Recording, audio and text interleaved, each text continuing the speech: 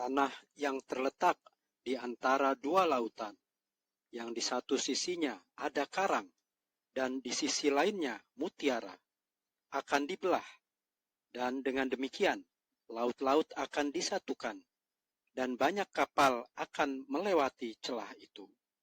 Ini jelas mengacu pada terusan Suez dan terusan Panama.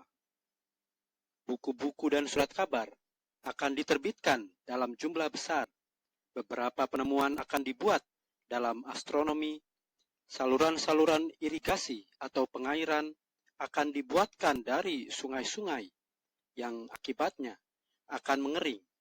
Gunung-gunung akan diledakkan. Bepergian akan meningkat. Di beberapa negara, penduduk aslinya akan dilenyapkan. Pengorbanan para janda dan kebiasaan-kebiasaan kuno lainnya yang sejenis akan dihapuskan oleh negara.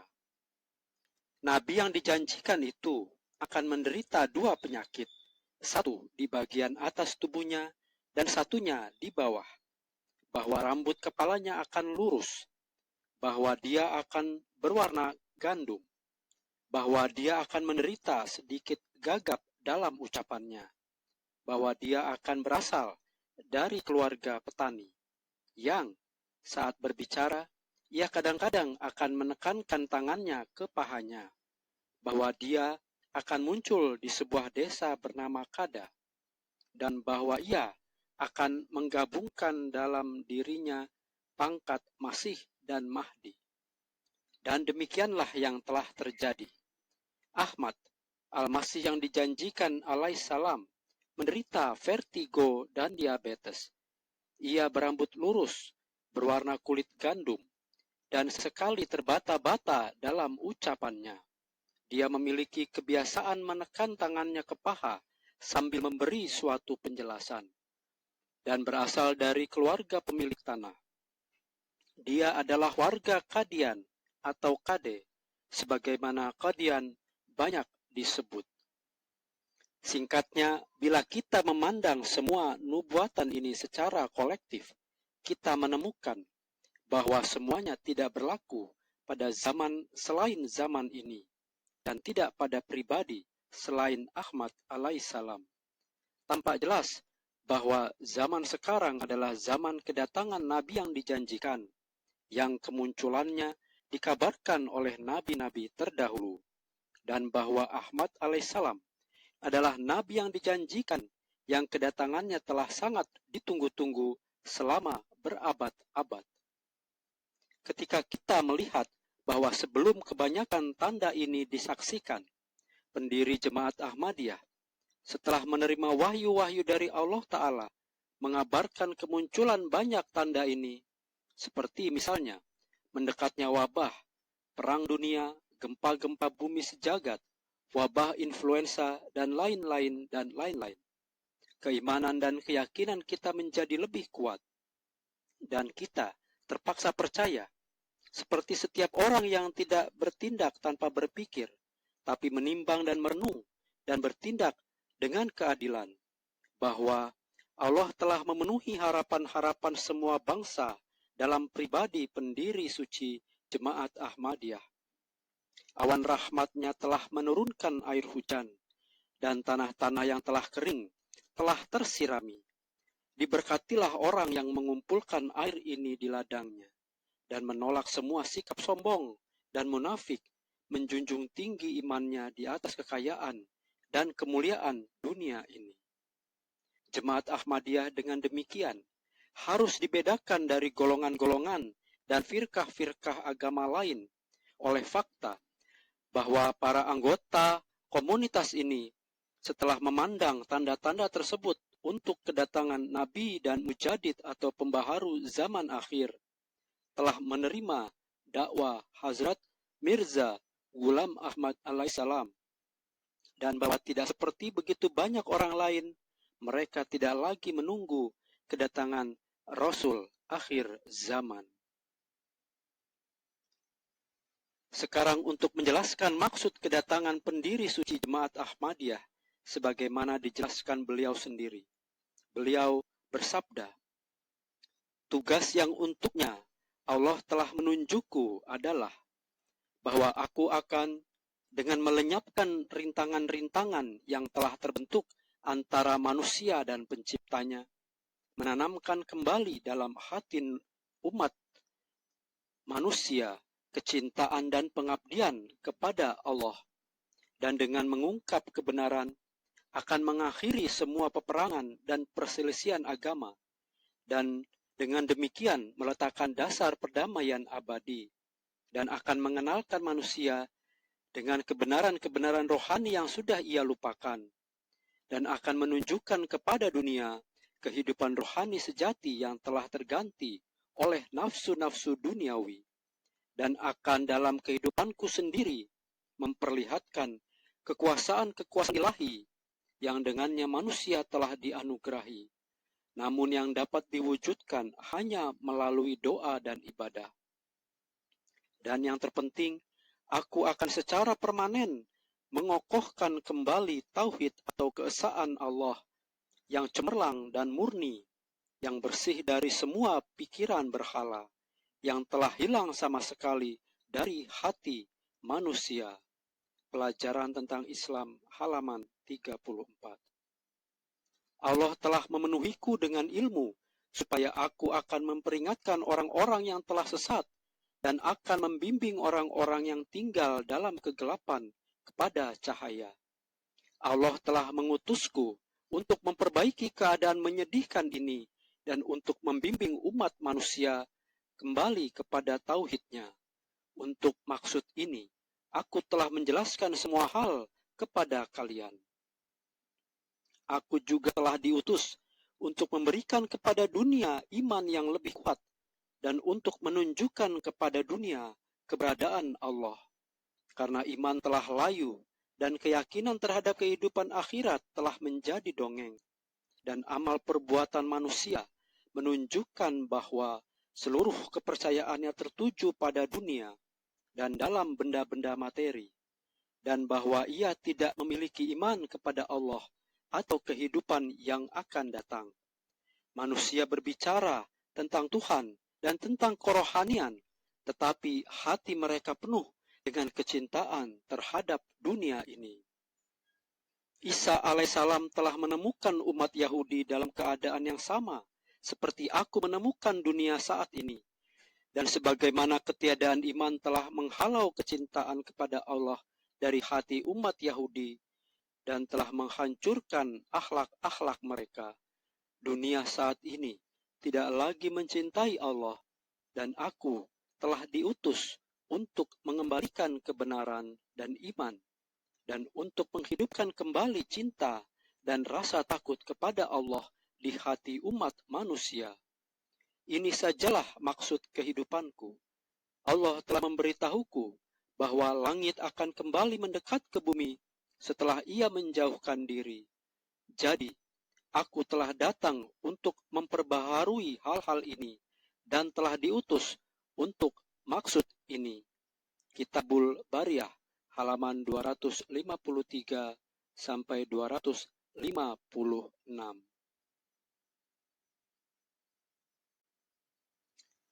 Kemudian beliau bersabda bahwa beliau telah diutus untuk menarik manusia kepada kebenaran dalam segala hal yang berkaitan dengan keyakinan, akhlak, ilmu dan amal, sedemikian rupa sehingga mereka akan memperoleh kekuatan istimewa dalam semua perkara ini. Review of Religions, volume 1 halaman 3.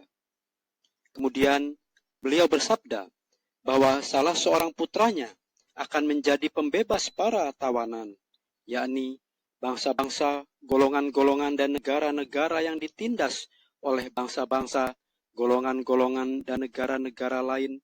Melalui dia akan terbebas dari belenggu-belenggu tirani dan akan mendapatkan kebebasan mereka. Dan Allah akan menyingkirkan kesulitan-kesulitan mereka dan akan memberi mereka kehidupan yang damai dan nyaman.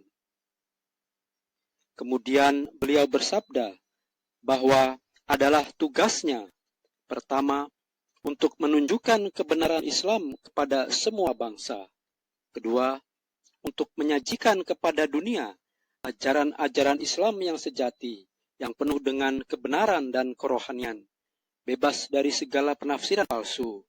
Dan ketiga, untuk melimpahkan cahaya iman pada semua orang yang dari antara bangsa-bangsa di bumi akan bersemangat dalam pencarian cahaya iman itu. Dari semua ini akan tampak bahwa misi beliau adalah untuk menyiarkan tauhid Allah yang sempurna, mengokohkan akhlak dan ketakwaan, mengembalikan ke hati manusia rasa takut kepada Allah, memperkuat hubungan antara manusia dan penciptanya, membimbing manusia keluar dari keraguan dan kegelapan ke dalam kepastian iman, serta untuk memulihkan kedamaian dan ketenangan pada hati yang bermasalah, membuka pintu-pintu ilmu rohani, menemukan solusi bagi kesulitan-kesulitan moral, rohani, mental, dan praktis, meringankan dan menolong kaum yang tertindas melalui cara-cara surgawi, mengembalikan hak-hak mereka yang telah dirampas, menghapus perang dan kekacauan, menciptakan perdamaian dunia, mengumpulkan semua manusia di bawah bendera satu iman dan satu ikrar, menyebarkan kebenaran di antara semua bangsa, memurnikan Islam dari kesalahan-kesalahan dari luar, dan untuk menyajikan doktrin-doktrin sejati Islam kepada dunia. Dan terakhir, untuk menunjukkan kepada dunia keagungan Allah dengan tanda-tanda nyata. Sebuah misi yang benar-benar indah dan tujuan yang agung. Tetapi, pernahkah ada pendakwa mengatakan hal yang berbeda dari ini? Setiap mereka pastilah menyatakan ke hadapan dunia tujuan-tujuan yang sama agungnya, karena tak seorang pun akan memerhatikan pernyataan-pernyataan yang biasa-biasa saja. Maklumat-maklumat yang demikian indah dianggap lebih diperlukan di zaman sekarang, ketika setiap hal bergantung pada siar dan iklan. Oleh karena itu, seandainya dakwah pendiri suci Jemaat Ahmadiyah telah didukung semata-mata oleh maklumat-maklumat semacam itu tentu tidak akan layak mendapat perhatian khusus dan tidak akan berhak unggul di atas dakwah-dakwah orang lain. Tapi, seperti yang saya akan tunjukkan, beliau telah meninggalkan bagi kita seperangkat petunjuk atau ajaran dan aturan-aturan perilaku yang begitu lengkap, sehingga semua orang yang berakal akan mengakui bahwa dengan mengamalkannya, tujuan-tujuan kedatangan beliau, seperti dinyatakan di atas, dapat dengan mudah dan sepenuhnya dicapai. Namun, satu pertanyaan muncul di sini, dan meskipun ini tidak mudah dipahami, adalah mustahil tanpa memahaminya, untuk sampai pada kesadaran penuh tentang makna sebenarnya dari Jemaat Ahmadiyah. Pertanyaannya ini, mengingat pendiri suci Jemaat Ahmadiyah menyebut diri seorang Muslim dan salah seorang pengikut Nabi Muhammad SAW, dan menegaskan bahwa misinya adalah untuk menyebarkan ajaran-ajaran sejati Al-Quran Suci. Apa arti khusus yang dimiliki Jemaat Ahmadiyah? Bukankah pendiri jemaat dalam hal itu sekedar dokter atau sufi, dan jemaat yang sendirinya sebuah gerakan intelektual belaka tidak memiliki arti khusus? Namun, ini jauh dari kebenaran, dan berpikir demikian akan berarti sama sekali menyalahartikan lingkup dan arti penting Jemaat Ahmadiyah. Kami percaya bahwa Nabi ada dua macam, mereka yang membawa hukum atau syariat, dan mereka yang datang untuk menafsirkan dan mengukuhkan hukum, dan membersihkan kekotoran-kekotoran yang menyelinap masuk ke dalam sistem suatu agama karena perjalanan waktu. Semua sistem agama menerima pembedaan ini, dan ini dengan baik digambarkan oleh rangkaian Nabi yang mengikuti Musa alaihissalam. Musa alaihissalam adalah pembawa syariat dan sezamannya Harun alaihissalam dan penerusnya termasuk Isa alaihissalam diutus hanya untuk memantapkan syariat yang diwahyukan melalui Musa alaihissalam. Isa alaihissalam sendiri bersabda, "Jangan mengira aku datang untuk menghapuskan hukum Taurat atau nabi-nabi. Aku tidak datang untuk menghapuskan, tetapi untuk menggenapi." Matius pasal 5 ayat 17. Tidak diragukan, beberapa perkataan dan ajaran Isa alaihissalam konon berbeda dari ajaran-ajaran Taurat. Tetapi, jika kita mempelajari Taurat dengan seksama, kita bisa menemukan di dalamnya dasar dari semua yang diajarkan Isa alaihissalam. Beliau berkata sendiri tentang ajaran-ajaran ini, bahwa itu tidak baru dan terkandung dalam Taurat. Misalnya, menjelang penutupan khotbah di bukit yang dianggap sebagai meletakkan aturan-aturan perilaku yang tidak terkandung dalam Taurat, Isa alaihissalam bersabda, "Sebab inilah hukum dan nubuat." Matius pasal 7 ayat 12. Singkatnya, nabi ada dua macam. Mereka yang membawa syariat seperti Musa alaihissalam dan mereka yang hanya memulihkan dan mengukuhkan kembali syariat setelah manusia meninggalkannya. Seperti misalnya Ilyas alaihissalam, Yesaya alaihissalam, Hezkiel alaihissalam, Daniel alaihissalam, dan Isa alaihissalam. Al-Masih yang dijanjikan alaihissalam juga mengaku sebagai nabi seperti yang terakhir, yaitu bukan pembawa syariat, dan menegaskan bahwa sebagaimana Isa adalah khalifah atau penerus terakhir dari risalah Musa, beliau adalah khalifah terakhir dari risalah Islam. Karena itu Jemaat Ahmadiyah menempati terhadap sekte-sekte Islam lainnya posisi yang sama seperti posisi Kristen terhadap sekte-sekte lain Yahudi. Kami percaya bahwa dalam Nabi Muhammad Shallallahu Alaihi Wasallam genaplah nubuatan Musa alaihissalam yang terkandung dalam Ulangan pasal 18 ayat 18 dan yang meramalkan kedatangan seorang nabi dari antara saudara-saudara Bani Israel yang akan menjadi pembawa syariat seperti Musa alaihissalam. Muhammad Shallallahu Alaihi Wasallam sebagai keturunan Ismail, salah seorang saudara dari Bani Israel, adalah pembawa syariat baru. Al-Quran Suci mengacu pada pemenuhan nubuatan Musa alaihissalam dalam pribadi beliau Shallallahu Alaihi Wasallam dalam ayat berikut. Inna arsalna ilaikum rasulan syahidan alaikum kama arsalna ila fir'auna rasula. Kami telah mengutus seorang rasul kepadamu yang menegakkan perintah-perintah agama dengan mengawasi pengamalanmu, sebagaimana kami mengutus seorang rasul kepada Fir'aun.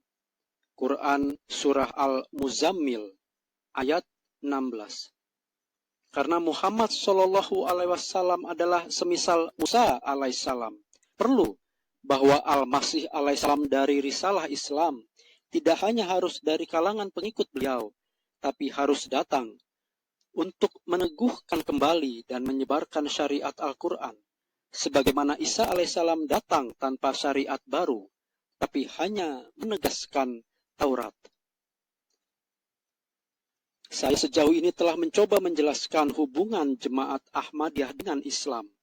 Sekarang saya lanjutkan menjelaskan pentingnya jemaat. Saya telah menyebutkan bahwa salah satu fungsi seorang nabi yang bukan pembawa syariat baru adalah menyaring semua kesalahan dan salah tafsir yang mungkin telah menyelinap ke dalam suatu sistem agama yang ada karena perjalanan waktu. Dan ini sendiri adalah sebuah tugas besar. Menemukan mengembalikan apa yang telah hilang adalah tugas yang hampir sama besarnya seperti memberikan yang baru.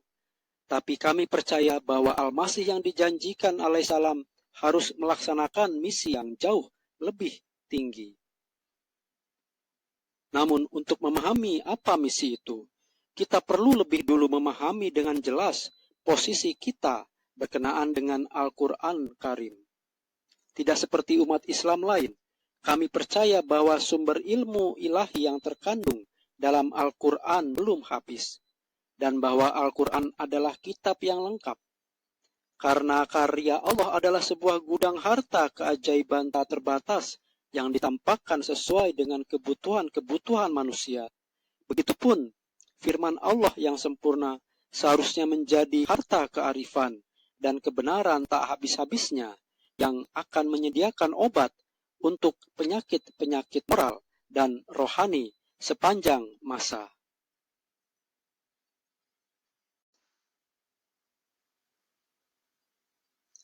Allah tidak menciptakan hal-hal baru setiap hari di dunia ini, tetapi setiap ciptaan penuh dengan begitu banyak khasiat atau kebaikan dan misteri, sehingga tidak ada satu hal di dunia ini yang mengenainya dapat dikatakan bahwa rahasia-rahasianya telah sepenuhnya diungkap, dan bahwa tidak mungkin untuk menemukan segala sifat atau khasiat baru di dalamnya. Manusia belum mampu mengupas semua misteri tubuh manusia. Jangankan lagi pengetahuan lengkap, khasiat-khasiat dan sifat-sifat dari hal-hal lain. Bila demikian, dalam hal-hal benda-benda materi yang bertujuan untuk memenuhi tujuan-tujuan yang relatif sementara, betapa ini pasti jauh lebih perlu dalam hal firman Allah yang sempurna yang berkaitan dengan dunia rohani. Tidakkah kita harus dalam hal terakhir ini selalu siap untuk menemukan di dalamnya khazanah baru dan tak terbatas dari kebenaran-kebenaran kekal dan kekuatan-kekuatan tersembunyi? Kami oleh karena itu percaya, dan setiap orang yang berakal sehat akan setuju, bahwa sebuah kitab yang mengaku sebagai firman Allah yang sempurna harus memiliki sifat yang sangat perlu ini. Dan jika ia tidak memiliki sifat ini, pengakuannya sebagai firman Allah yang sempurna tidak bisa diterima.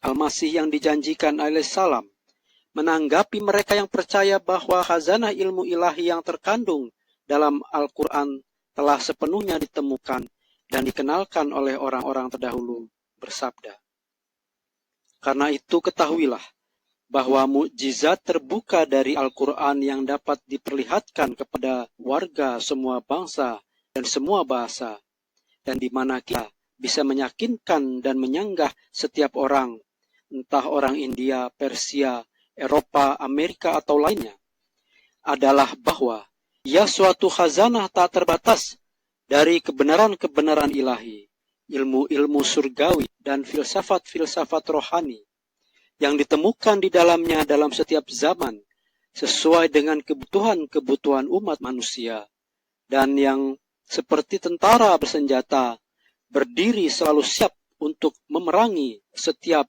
kepalsuan baru. Andaikan Al-Quran terbatas dalam arti dan penafsirannya, ia tak bisa dianggap sebagai mukjizat sempurna. Sekedar keindahan kata dan kemurnian bahasa, sekalipun mukjizat, bukanlah hal-hal yang bisa dihargai oleh orang berilmu maupun tidak berilmu. Mukjizat terbesar Al-Quran adalah bahwa khazanahnya tak habis-habis, dan orang yang tidak melihat mukjizat ini sama sekali luput dari pengetahuan sejati Al-Quran. Ingatlah bahwa mukjizat Al-Quran ini begitu sempurna sehingga ia telah terbukti lebih ampuh daripada pedang di setiap zaman. Al-Quran berisi sanggahan penuh dan lengkap atas setiap keraguan yang diisyaratkan oleh setiap zaman yang berganti dalam kondisi-kondisi dunia yang selalu berubah, dan jawaban atas setiap kritik yang mungkin didasarkan pada pengetahuan baru dan penemuan-penemuan baru. Tidak ada kebenaran ilahi telah dikemukakan atau pernah bisa dikemukakan oleh pengikut agama lain, entah dia seorang Brahma, Buddha atau Arya, atau oleh pengikut segala paham lain yang belum terdapat dalam Al-Quran. Khazanah Al-Quran tidak habis-habis, dan sebagaimana keajaiban kitab alam tidak terbatas, dan setiap zaman yang berganti menemukan sifat-sifat segar dan khasiat-khasiat baru di alam. Begitu pula dengan firman Allah, sehingga tidak mungkin ada perbedaan antara pekerjaan Allah dan firman-Nya. Izalah Auham, halaman 305 sampai 311. Dengan menunjukkan mukjizat besar Al-Quran ini, Al-Masih yang dijanjikan alaihissalam telah mengadakan suatu revolusi dalam bidang kerohanian. Kaum muslim tentu percaya bahwa Al-Quran itu sempurna. Tapi selama 13 abad terakhir, tidak ada yang membayangkan bahwa tidak hanya ia sempurna, tetapi bahwa ia sebuah khazanah tidak habis-habis, di mana kebutuhan-kebutuhan segala zaman yang akan datang telah dicukupi.